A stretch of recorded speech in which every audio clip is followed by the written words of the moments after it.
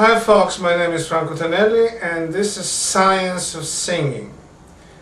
In today's lesson we're going to look at the singing vowels, vocal challenge. What is the main challenge in singing vowels in classical music? To understand that, we have to look at the basic of the knowledge, what lies beyond that. What lies behind the science of singing vowels and acoustics in general. We have two laws plus one. The first law is the law of acoustics, or natural law. The second one is the laws of phonetics, man-made law. The plus one is the law of aesthetics, or how do we understand beauty. In phonetics, we can try to put our phonemes as pure as in spoken language. Let's say for clarity that nobody can keep pure phonetic vowels in singing, especially classical singing. Unfortunately, nature did not think of extending the beauty of a spoken language throughout 2 octaves and more. Depending on the style you're singing, dramatic or bel canto, the words of course have different pressure and different meanings on them. In bel canto, words are mere pointers. In dramatic singing, words have significance. In dramatic works, words have equality, if not priority, over vocal singing melodic lines. The most general and important rule for classical singing is that all of the vowels should be round throughout their range. And that position should be supported throughout the range, because vowels don't naturally get round if you don't support them.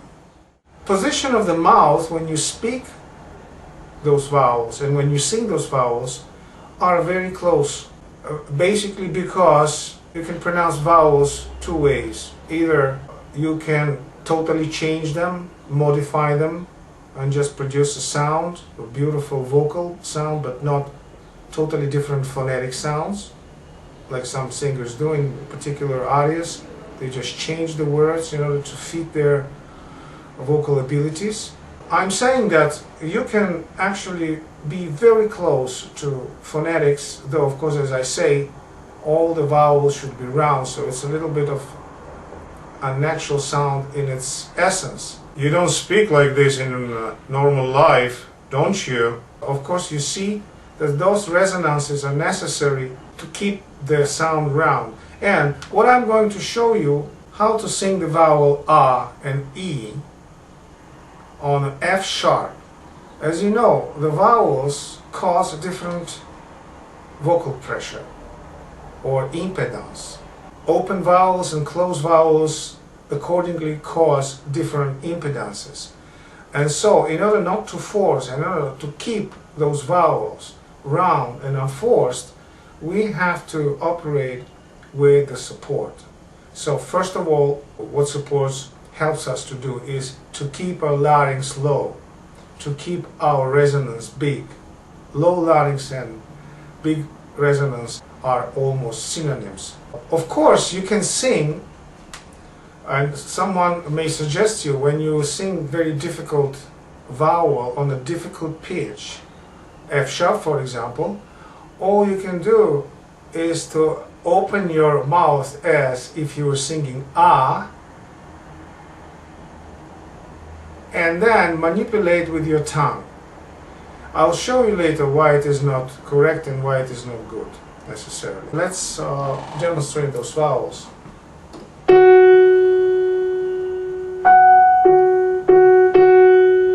This is F sharp.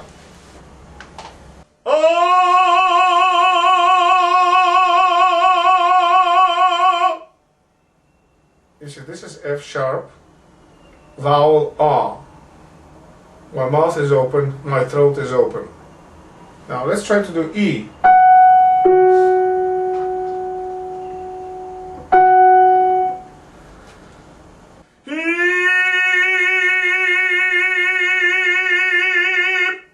You see, I keep my mouth closed, but at the same time I keep my throat open.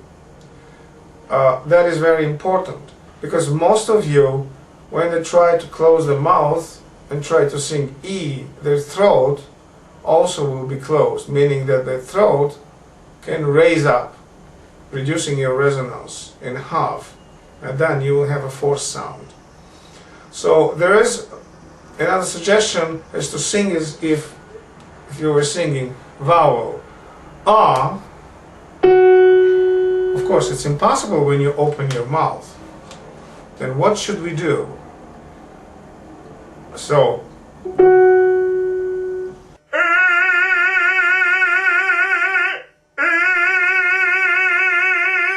what am I doing is, I open my mouth, but at the same time, I put my tongue like this. Otherwise, there is no way I can pronounce any closed vowel to E. Why it is not good way over the ones that I showed you? First of all, because no matter how camera shows that sound is woofy. The tongue plays the role of the mute, like in trumpet. And so it gets you, it gets you supported, but it cuts those chiaro frequencies, squillante frequencies, that actually cuts through the swampy acoustics. So my suggestion is to sing all the vowels according to the phonetic rule. The mouth, when pronouncing O, should be O, E should be E, A should be A. But we have a second player here, don't forget. The throat, the mouth and the throat. So the throat we always keep open. Father, like in a word father. You see, it's not just ah. It's a deep ah. Ah, e, o. All these vowels. So again, let's do it F sharp.